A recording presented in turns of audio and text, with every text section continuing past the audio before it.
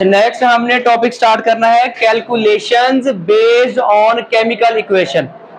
हमने कैलकुलेशंस हिसाब किताब पढ़ना है बेस्ड ऑन, जो बुनियाद बनता है किस पर, केमिकल इक्वेशन पर। तो अगर हम देखें a complete and balanced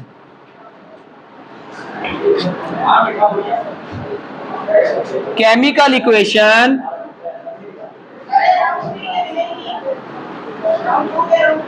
tell about the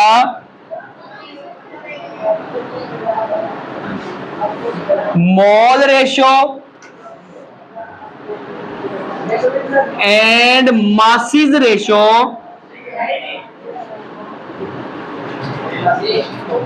between the reactants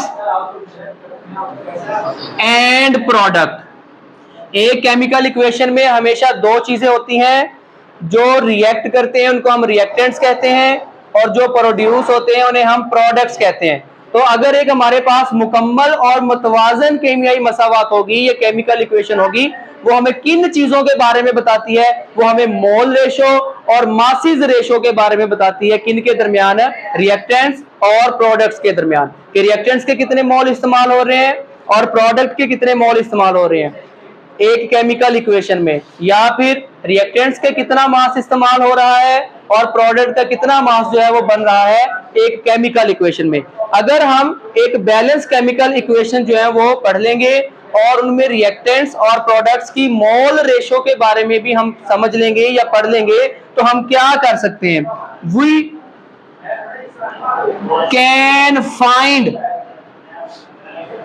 the masses of a product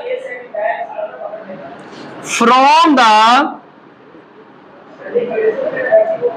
given masses of a reactants। अगर हमें रिएक्टेंट्स का मास दे दिया जाए, अगर हमें केमिकल एक बैलेंस केमिकल इक्वेशन जो बनाना आती है और मोल रेशियो को अगर हम अंडरस्टैंड कर सकते हैं, तो अगर हमें उनमें से किसी रिएक्टेंट्स का मास दे दिया जाए तो हम प्रोडक्ट का मास जो है वो कैलकुलेट कर सकते हैं, वो निकाल सकते हैं। फिर उसके बाद if we also find the mass of reactants from the given mass of product. इसी तरह अगर हमें प्रोडक्ट का मास दे दिया जाए तो हम रिएक्टेंट्स का मास जो है वो भी क्या कर सकते हैं? फाइंड आउट कर सकते हैं। अगर रिएक्टेंट्स का मास दिया गया है तो हम प्रोडक्ट का मास फाइंड आउट कर सकते हैं, और अगर प्रोडक्ट का मास दिया गया है तो हम रिएक्टेंट का मास फाइंड आउट कर सकते हैं एक बैलेंस केमिकल इक्वेशन के जरिए। फॉर एग्जांपल, हमने एक बैलेंस केमिकल इक्वेशन देखनी है जिसमें कैल्शियम कार्बोनेट CaCO3 वो रिएक्ट करते हैं 2HCl के साथ, हाइड्रोक्लोरिक एसिड के साथ, जिसके नतीजे में एक हमारे पास साल्ट बनता है कैल्शियम क्लोराइड प्लस, और हमारे पास एक वाटर का मॉलिक्यूल बनता है H2O, और एक हमारे पास कार्बन डाइऑक्साइड गैस का मॉलिक्यूल बनता है। अगर हम देखें तो यहाँ पे हमारे पास कैल्शियम कार्बोनेट, ये जो बड़े वैल्यू होती है ना, ये वाली, ये मोल्स की तादाद होती है। यहाँ पे कैल्शियम कार्बोनेट का क्या है? 1 मोल। तो यहाँ पे कैल्शियम कार्बोनेट का कितना इस्तेमाल हो रहा है? 1 मोल। और हाइड्रोक्लोरिक एसिड के कितने मोल इस्तेमाल हो रहे हैं? 2 मोल इस्तेमाल हो रहे हैं। इसी तरह कैल्शियम क्लोराइड के कितने मोल यहाँ पे प्रोड्यूस हो रहे हैं? 1 मोल। और वाटर के कितने मोल यहाँ पे प्रोड्यूस हो रहे हैं? 1 मोल। इसी तरह कार्बन डाइऑक्साइड के भी कितने मोल प्रोड्यूस हो रहे हैं? 1 मोल। मतलब ये हमारे पास एक बैलेंस केमिकल इक्वेशन है जिसमें दोनों साइडों पे एटम्स की जो तादाद है वो बराबर है। अगर हम एटम की तादाद भी देखें, जैसे देखें कैल्शियम यहाँ पे 1 है, इस साइड पे भी कैल्शियम 1 ही है। कार्बन यहाँ पे कितना है? 1 है, इस साइड पे भी कार्बन जो है वो 1 है, सिर्फ एक ही कार्बन मौजूद है। उसके बाद ऑक्सीजन हमारे पास कितने थे? 3, यहाँ पे भी 3 ही ऑक्सीजन है, एक ऑक्सीजन ये और एक 2 ऑक्सीजन ये, कितने हो गए? 3। उसके बाद हाइड्रोजन यहाँ पे हमारे पास कितने थे? 2, तो यहाँ पे हाइड्रोजन हमारे पास कितने हैं? 2 है, 2 है। क्लोरीन यहाँ पे हमारे पास कितने थे? 2, यहाँ पे क्लोरीन कितने हैं? 2। तो ये एक हमारे पास बैलेंस केमिकल इक्वेशन है।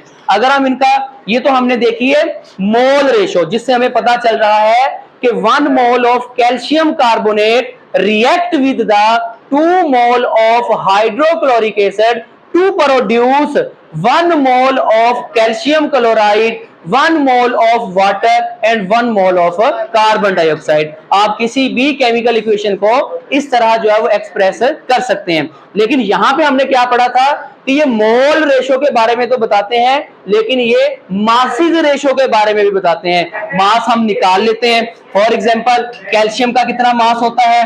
40, प्लस कार्बन का कितना होता है? 12, ऑक्सीजन का कितना होता है? 60, लेकिन इसको 3 के साथ क्या कर देंगे? मल्टीप्लाई कर देंगे। कितना हो जाएगा? 40 प्लस 12 प्लस 48, 48 और 12 कितने हो गए? 60, 60 और 40 कितने हो गए? 100 ग्राम। तो यहाँ पे कैल्शियम कार्बोनेट कितना इस्तेमाल हो रही है? 100 ग्राम इस्तेमाल हो रही है। अगर हम हाइड्रोक्लोरिक एसिड के देखें तो एक, अगर हम हाइड्रोक्लोरिक एसिड का निकालें, हाइड्रोजन का कितना होता है? 1 प्लस क्लोरीन का कितना होता है? 35.5, टोटल कितना हो गया? 36.5। लेकिन यहां पे हमारे पास इसके मोल कितने हैं? 2। अब 36.5 को मल्टीप्लाई कर देंगे किसके साथ है? 2 के साथ, तो आंसर हमारे पास कितना आ जाएगा? 73 आ जाएगा, 73 ग्राम। यहाँ पे हम 2 के साथ इसको क्या कर देंगे? मल्टीप्लाई कर देंगे। तो 73 ग्राम इस्तेमाल हो रहे हैं हाइड्रोक्लोरिक एसिड। इसी तरह जो प्रोड्यूस हो रहे हैं उनमें कैल्शियम क्लोराइड है। कैल्शियम का कितना मास होता है? 40, प्लस क्लोरीन का कितना होता है? 35.5, उसको मल्टीप्लाई कर देंगे किसके साथ? 2 के साथ। अब कितना हो जाएगा हमारे पास? 40 प्लस 35.5 को 2 से करें, कितना आ जाएगा? 71 आ जाएगा। टोटल कितना हो गया? 111 ग्राम जो है, या 111 ग्राम हमारे पास कैल्शियम क्लोराइड जो है वो प्रोड्यूस हो रही है। इसी तरह वाटर का अगर हम निकालें तो हाइड्रोजन का कितना होता है? 1 प्लस ऑक्सीजन का कितना होता है? 16। अब क्योंकि हाइड्रोजन यहाँ पे कितने हमारे पास? 2, तो 2 किसके साथ क्या कर देंगे? मल्टीप्लाई। टोटल कितना हो जाएगा? ये 18 ग्राम जो है वो हमारे पास वाटर प्रोड्यूस हो गया। अब उसके बाद कार्बन डाइऑक्साइड का 1 मोल का अगर हम मास देखें, कार्बन का कितना होता है? 12, ऑक्सीजन का कितना होता है? 16, उसको मल्टीप्लाई किसके साथ कर देंगे?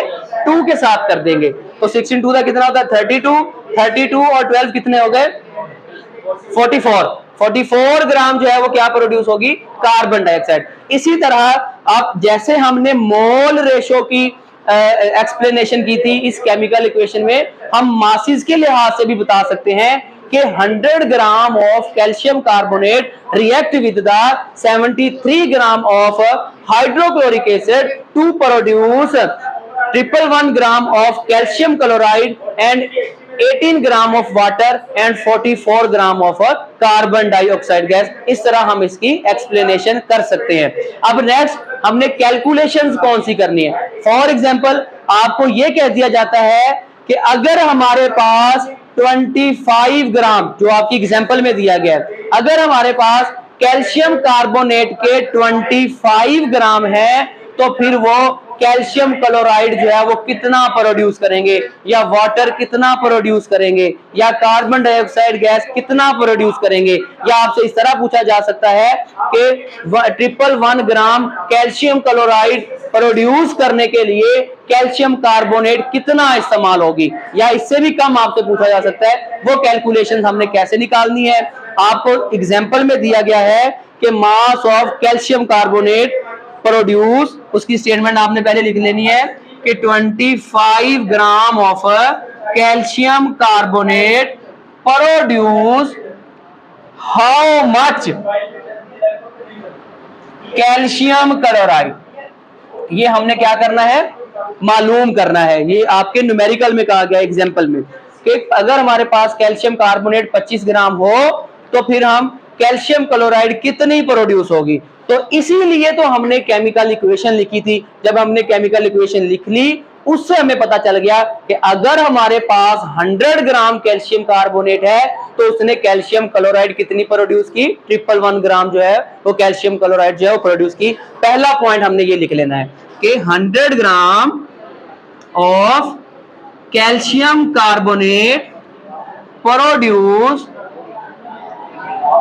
कैल्शियम क्लोराइड कितनी की थी, 111 ग्राम जो है उन्होंने कैल्शियम क्लोराइड प्रोड्यूस की थी जब हमारे पास कैल्शियम कार्बोनेट कितनी थी, 100 ग्राम थी। अगर हम कहें कि 1 ग्राम ऑफ कैल्शियम कार्बोनेट